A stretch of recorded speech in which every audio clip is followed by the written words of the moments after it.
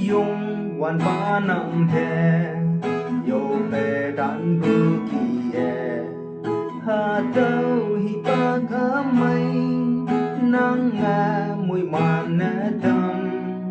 ye kay buka wang da i de min yung fa ha chu mai wan ma dam nang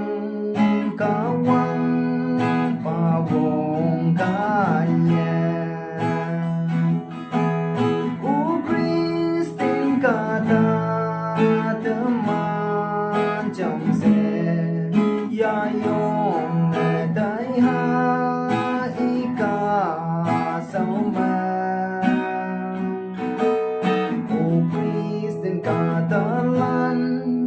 i te i lu ha a kin ye nang bu ching mai ang ba ngo nang a kai lung ba lan no tui ha wa ha lan no ka wang a ta man te cha ki e kan ngo nang o Christian a pai lan ka wang da min yong ha ya sa nya li a yin Allah som dam bu jing na o Christine ka ta te man trong se ya yong ne dai ha i ka sao ma o Christine ka ta lan